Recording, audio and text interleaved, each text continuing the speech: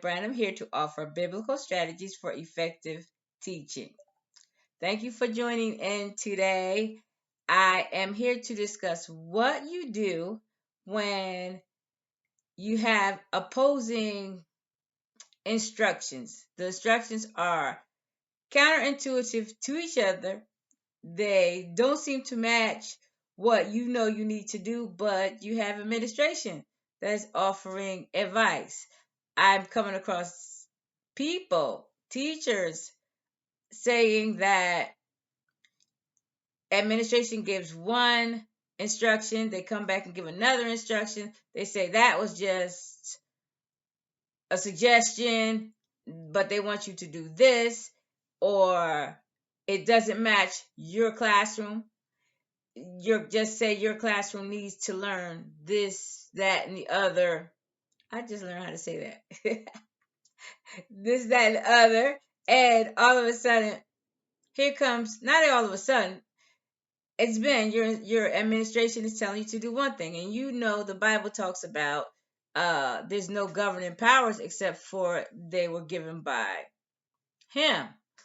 So what does that mean? That means we need to follow instructions or understand that there are governing powers, that uh, there are administrators, and we are those technical people. We are the ones who are actually implementing what the governing powers tell us to do. And sometimes it doesn't match what you know you need in your classroom. So what do? Um, First thing is we understand that there are administrators and governing powers and uh, those in charge of us technical people. So how does that work? Does that mean that every administrator knows what you need to do? That means there's a system in place. And what God has put in place is a system. So that doesn't mean you yourself, just because let's make it simple. Just because you are a teacher doesn't mean you know how to teach. Just because you are a teacher, that doesn't mean you follow best practices. You understand? So he made teachers because we have to have those technical people in place in order for people to learn. So he made teachers. So does that mean every teacher is a teacher? Every teacher is to be listened to or to follow every teacher's advice? No, it can't. Because some people are teaching for various reasons. Some people chose the job for various reasons. Some people are burnt out. And it's to the point where they don't even know what to tell you because they're trying to get out. They're tired. So, does that mean every teacher is a good teacher? No. Does that mean every administrator is a good administrator? No, it can't. Because we are to follow the system. So, the system is we have teachers. Teachers are the implementers. We implement uh, those lessons to our customers, to our students, those who are here to serve, right? So then the teachers we have various people we want to listen to because we have unions now. And unions represent teachers as one group. So, but then you have a principal in your school, and the principal tells the teacher what to do. Not to mention, this system has all different facets. So then each each part of the curriculum has a supervisor, right? Over every content area, we have a math supervisor, a science supervisor, social studies supervisor. We have ELA supervisor, English language uh, arts supervisor. All these supervisors. We have a principal running the school. In the school, that principal is over staff at the school, faculty and staff. So all the staff, we have secretaries, we have custodians, we have nurses, we have um, counselors. All these people are under the principal. Then the principal may have a supervisor, or the principal, her supervisor, his supervisor may be the superintendent, but it could be the assistant superintendents. So That's a whole system. And then, not to mention all that, we have a governing board who hires those people, who is over the hiring. They have to approve everybody. They have to approve of the new curriculums. They have to approve different things. So you just can't do what you want just because you're in a position.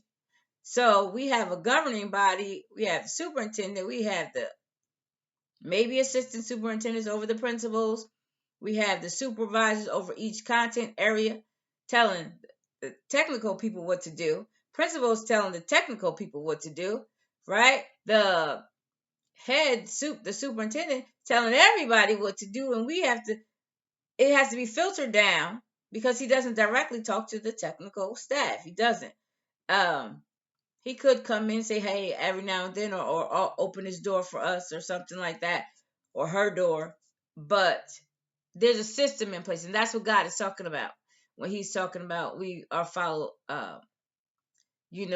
that governing that he has given us, that governing, uh, that government that he put in place that we are to follow. So there's a system in place, and no matter who's in that, on those different parts of that system, the system should still run smoothly. There's some snags every now and then because some people want to assert themselves, and that's a whole other story. But um, the system should work no matter who's in place. The system still should be going. The system still should be working. So remember, we have all these supervisors in these various spots of the content areas and the non-content areas, the arts. We have supervisors over those places too. Music supervisor, the arts, period. Right? So there's a whole lot of people running this system.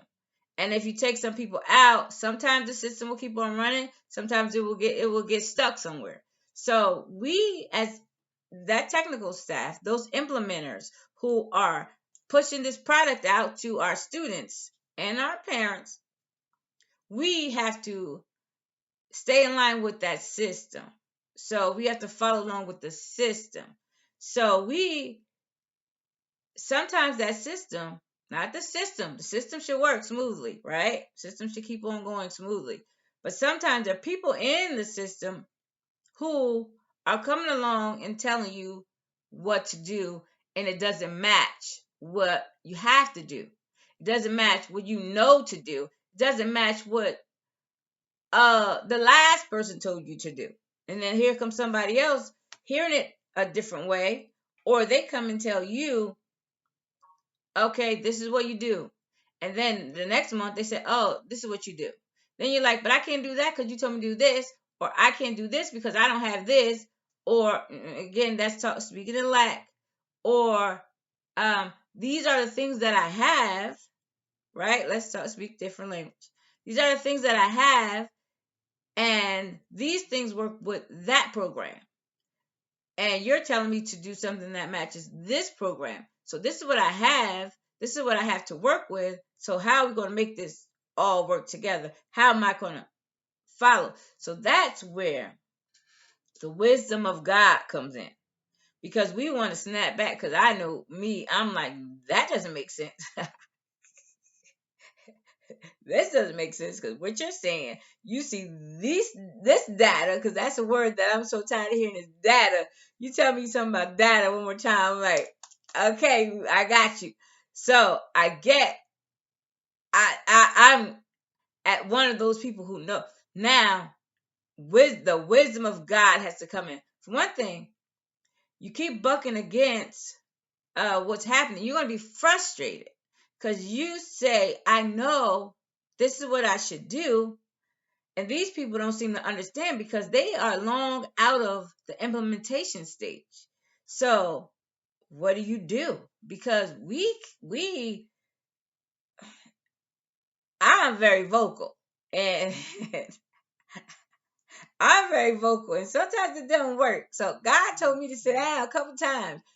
And so then when I the last time I tried to go, I tried one more time to say something. God already told me to sit down. I just felt like I don't know why, but it just didn't matter. It didn't matter. I just wasted my voice. So you try to go and say, well, this cannot work. This data that you're telling me over here is faulty data, because this, if you look closely, this data over here tells you that you can't use this data, because this data has to be faulty, because if you go to this data, right? So we're talking data. I'm so tired of that word. Lord help me, because God had got to help me. And so he actually has. Actually, I shouldn't even say that. He gave me that wisdom. I went to God for some wisdom, because Lord, this doesn't work. So he says, let me go to a scripture that talks about wisdom. In James, says that's James. James, let me tell you where. James 3 and 13. Who is wise and understanding among you? James 3 and 13. Let him show by good conduct that his works are done in the meekness of wisdom. But if you have bitter envy and self-seeking in hearts, do not boast and lie against the truth. This wisdom does not descend from above, but it's earthly, sensual, demonic. So if you're self-seeking, I want you to know how smart I am, right? I know better than you. Self-seeking. Let's do this because I know this is right. And you have bitter envy, like you're upset or jealous, or this says envy, period. You're envious of the people in charge. I couldn't relate real quick because I'm not that. I can relate to that self-seeking. I'm not actually self-seeking. I'm seeking the end game. And so, but it looks like self-seeking because I'm trying to tell you something that I know is right. But you have to have wisdom and when you do these things. So, um, for where envy and self-seeking exist, confusion and every evil thing are. So you're trying to seek what you think you know better than everybody else. There's going to be confusion. There's going to be so much confusion, people not going to understand you, and then they will want you gone. So you can't be that. So, but the wisdom that is from above is first pure, then peaceable, gentle, willing to yield, full of mercy and good fruits, without partiality and without hypocrisy. Now the fruit of righteousness is sown in peace by those who make peace. That's what God had to show me about being first pure, and I have a problem with that. But being peaceable, gentle, willing to yield, full of mercy and good fruits, without partiality and without hypocrisy. Not that I wasn't that, but I had to have more, grab a hold of that peace of God when I'm saying, it's not even that. Coming with that gentleness, because I will be upset about these things coming, and then it didn't make sense to me. Why are you saying do this when it doesn't make sense? So I had to be gentle so people understand. So I was gentle, and then other people are self-serving, so it had to work together. But God says a soft answer turns away wrath. So we had to understand that, how to come with the wisdom of God when we're coming with things. So we have to, where is that one scripture I'm looking for? Here it is.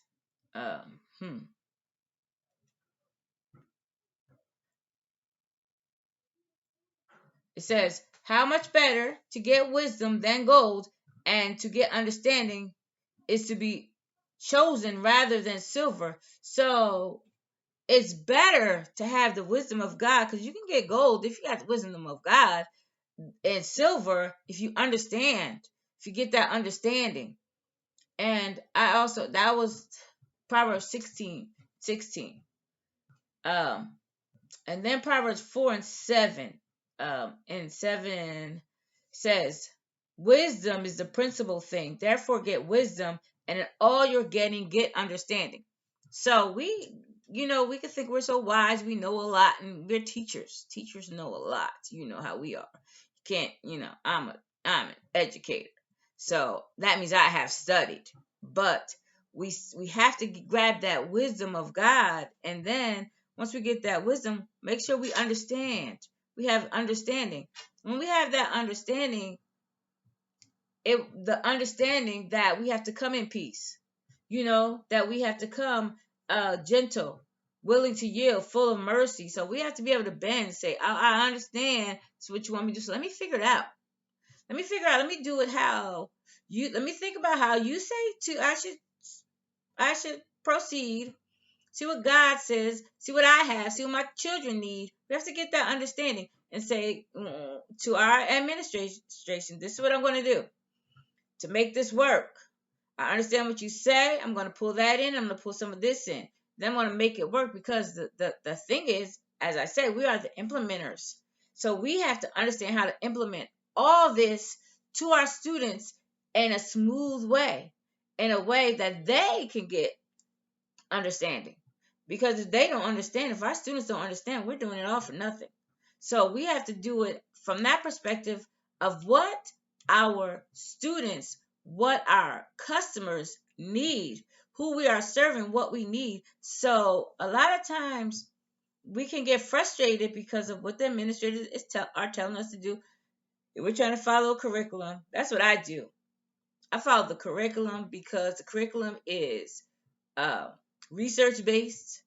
I'm not in the mood to create a new curriculum, and I tell everybody that I'm not writing a new curriculum. We research this curriculum that is research based, and I'm going to follow that to the T. And I promise you, my students are going to learn.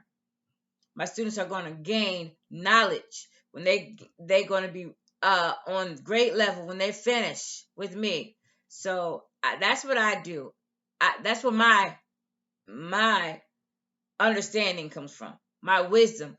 God told me, follow what's there, what is written, that somebody already sat down, did put millions of dollars in for research to sell this product, because they had implementers who wanted to serve their their customers, who is me, our teachers, our district are their customers, and they need their customers to be able to use their product to its fullest capacity. And that's what I do.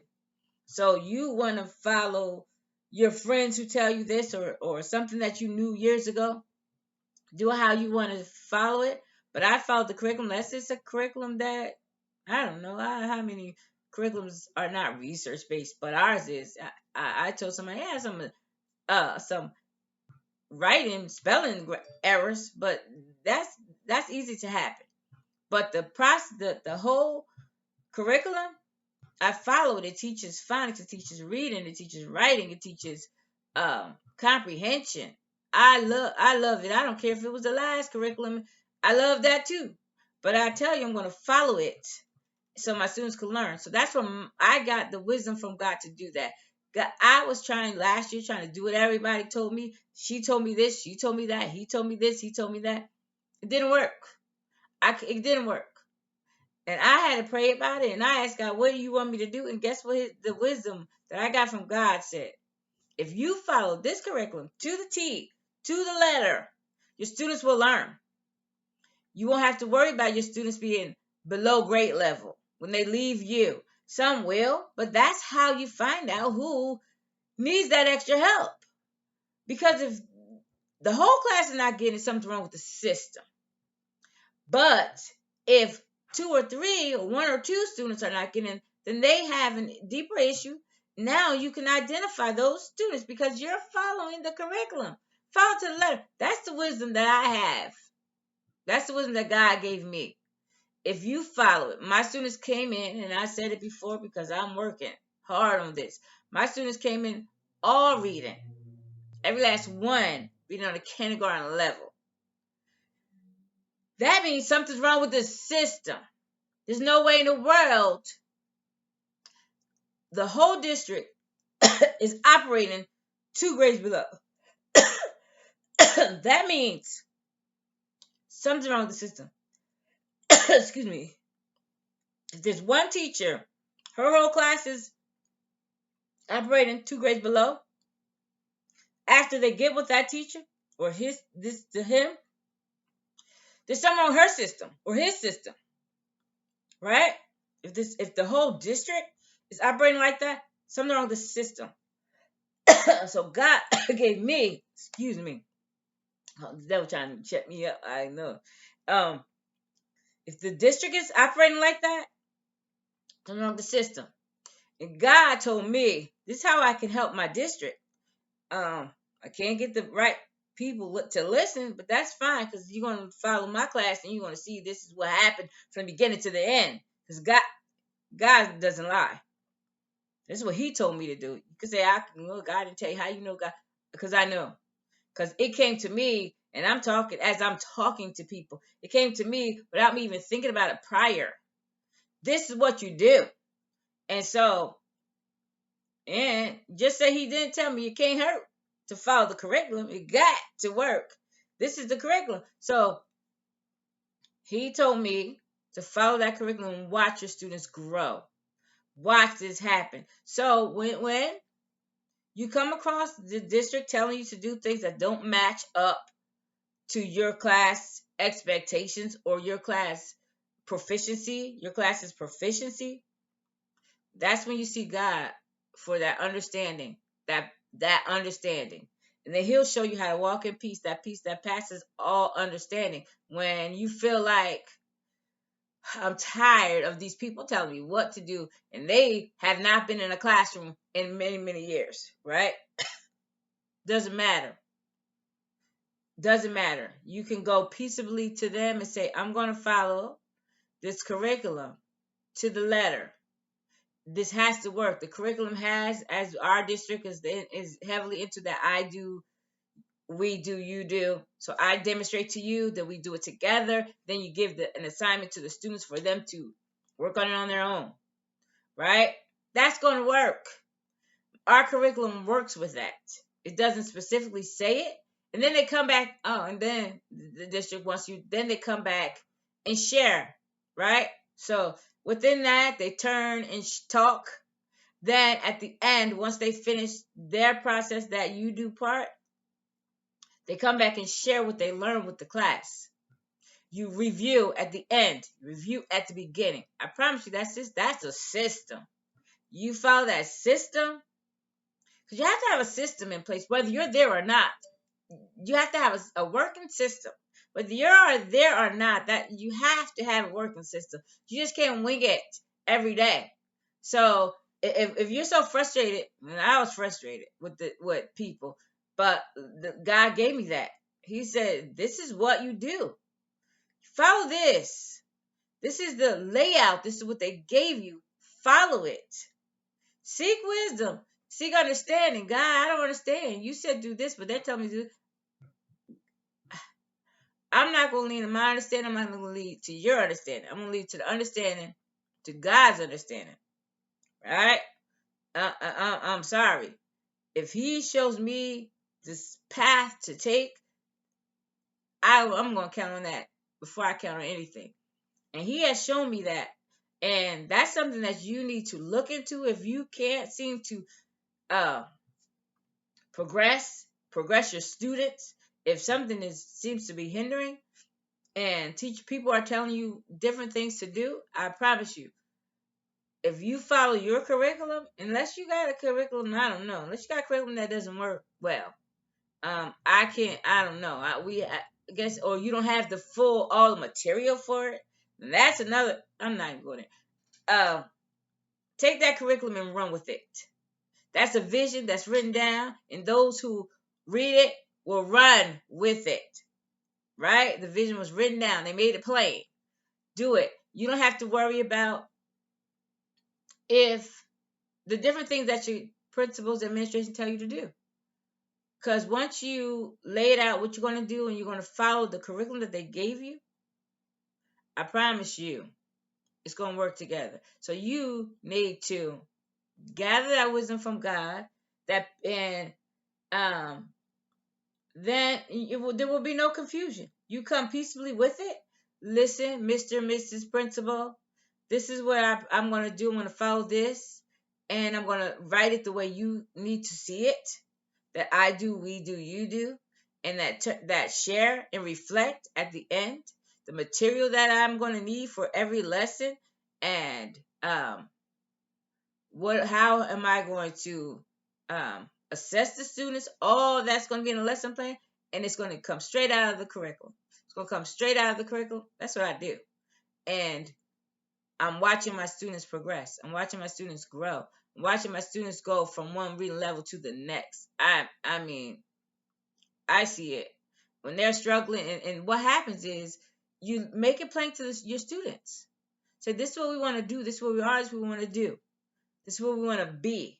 We want to be good students, and they want to be good students. So, how does a good student act? A good student is reading. A good student is writing. A good student is following the reading the way it should be. So, again, when you come up against that wall where it feels like a wall, it's actually not. It's something that you can leap clean over. Clean over it. You can leap clean over it. I promise you. The district is telling you, or the principal, the administration is telling you to do one thing. This is what you do. And if you really want to know what they're telling you to do is in the curriculum, they might see it some way different, but you give it back to them. Say, this is what I want to do. I know this is what you said, but I'm going to show you how I'm following your direction. At the same time, I'm following the curriculum that you gave me, because I refuse to write a new curriculum. I refuse to write a curriculum for my class when they have one. So I'm following this to the letter. I have the I do, we do, you do in it. I have the reflect and the turn and talk. I have the review.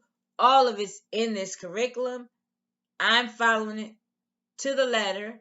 Math, literacy, science, social studies.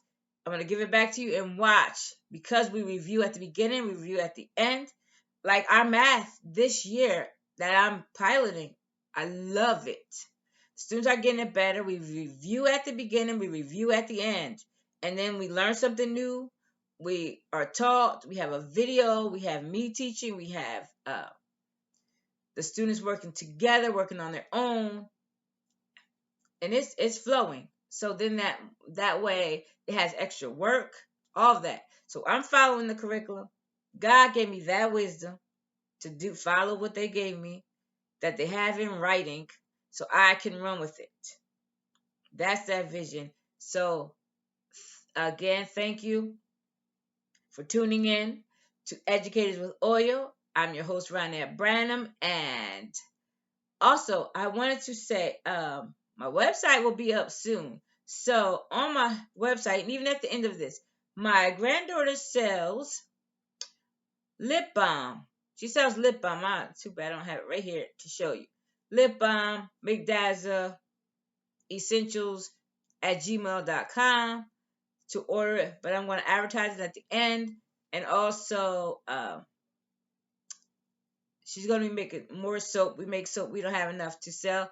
But look for the lip balm, and look for soap when it comes back out. And also my webpage is going to be educatorswithoil.com, www.educatorswithoil.com. It's not there yet. I have it though, but somebody's going to help me make it, put up my webpage this weekend. I don't know, by the time you see this, it's going to already be up. So I shouldn't even said that. And also go to YouTube, educatorswithoil.com. Go to your platform, your podcast platform, Apple, Amazon, Spotify. There's a bunch of whatever your favorite podcast platform is. That's where we are. So again, thank you. Don't forget to like, share, and subscribe. And I will see you next time. Thank you.